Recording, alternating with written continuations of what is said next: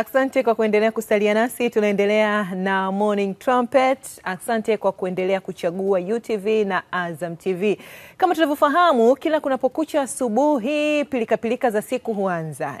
Na leo tupo mwanzoni bado wa Jumanne hii. Pilika zinakuwa zinaendelea, na miongoni mwa vyombo vya usafiri muhimu sana ambavyo ni dakika moja chap ni bodaboda. Lakini ndivyo hivi vyombo ambavyo dakika moja chap ni hospitali. Kama wanakuwa hawazingatii sheria za barabarani, kama wanakuwa hawazingatii sheria zote za usafirishaji wa usafiri huu wa bodaboda. Jiulize, bodaboda wako yule unayemtumia anazingatia kwa ufasaha zile sheria?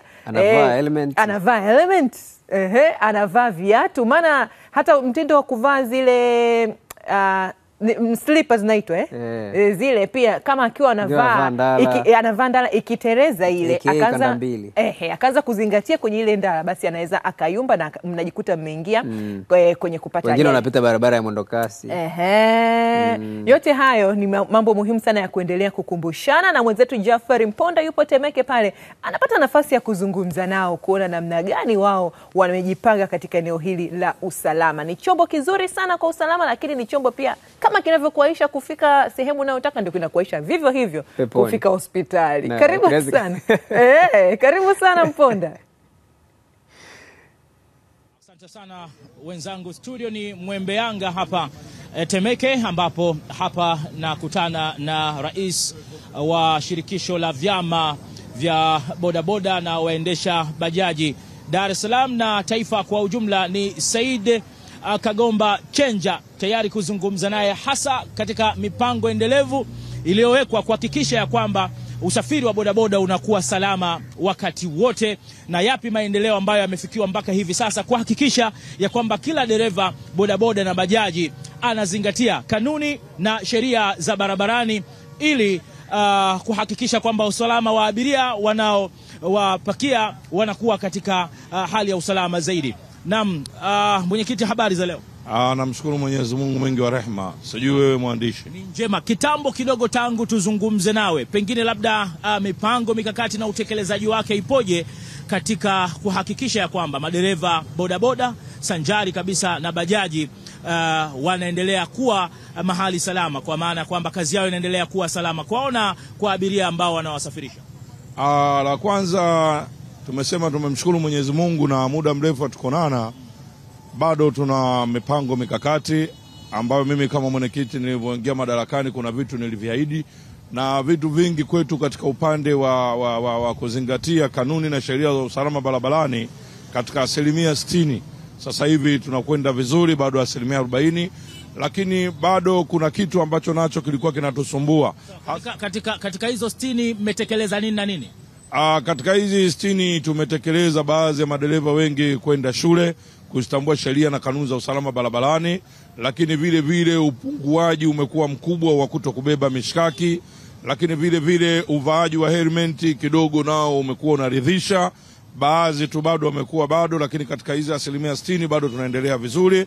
Lakini katika swala ambalo la ajali, tumeona madereva wengi pindi wanapopata ajali tulipoteza madereva wengi, na vile kupoteza mpaka viungo vyao.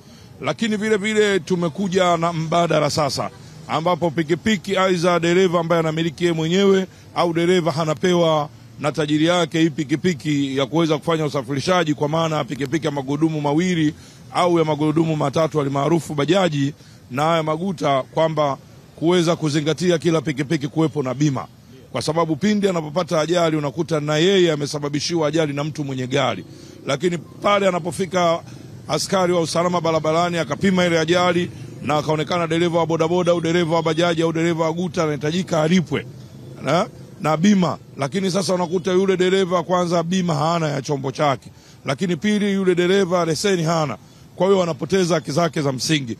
Kwa hiyo tumeona mbadala ni nini, na pikipiki nyingi sana zinakuwa zina bima ndogo, yani kwa maana kwa lugha yenu ya kigeni mnasema ni third party. Kwa hiyo third party haimsaidii dereva, kwa hiyo imekuwa inamuumiza dereva, na mimi kama mwenyekiti nimekuwa nikiumiza kichwa sana, kwa nini dereva asipate haki zake za msingi kuweza kulipwa na bima. Kwa hiyo tumekuja na bima mbadala, ambayo bima hii itakuwa ina kiasi kidogo sana cha shilingi 2,000, ambapo dereva atalipwa kuanzia 1,000,000 mpaka 2,000,000 pindi atakapopata ajali. Kwa hiyo tumeona hata Muhimbili kule matibabu yamekuwa ya viungo ya mguu pindi anapopata ajali, ili aweze kufanywa operation yanaanzia kuanzia milioni 1 mpaka milioni 2. Kwa hiyo kwetu itakuwa ni suluhisho kubwa. Lakini huyu atakayelipa bima ya shilingi 5,000, kwa hiyo na yeye vile vile atalipwa kuanzia milioni 2 mpaka milioni 5. Kwa hiyo kwetu imekuwa ni faraja, na tayari bima imeshaanza, na tayari kuna mtu mmoja alishapata ajali maeneo ya Chamanzi na tayari ameshaweza kulipwa hizo hela. Kwa hiyo hata kesho nitakuwa na mkutano wa wilaya ya Temeke, nitawakaribisha waandishi wa habari mje kusikiliza vile vipengele vya bima, wataalamu wa bima wataelezea, na ili madereva wangu wengi waweze kuwa na bima na waweze kutembea vifua mbele. Lakini bado katika kupata bima ya afya kila dereva anatakiwa awe na 240,000. Sasa 240,000 kwa madereva wengi katika vikao vingi ninavyokaa bado ni mitihani, kwa sababu hususan wanatumia sana vyombo vya watu. Nimeweza kuongea na baadhi ya bima ambayo ya serikali kupitia shirika la bima la serikali, bado tuko kwenye maongezi, lakini nimeona wametengeneza package nzuri. Kwa mtu atakayelipa shilingi 20,000, shilingi 30,000 atawekewa shilingi 10,000 kama mafao yake, alafu shilingi 20,000 itaingia kwenye bima ya kutibiwa. Sawa, wajumbe wenyewe wamepokeaje mipango hii?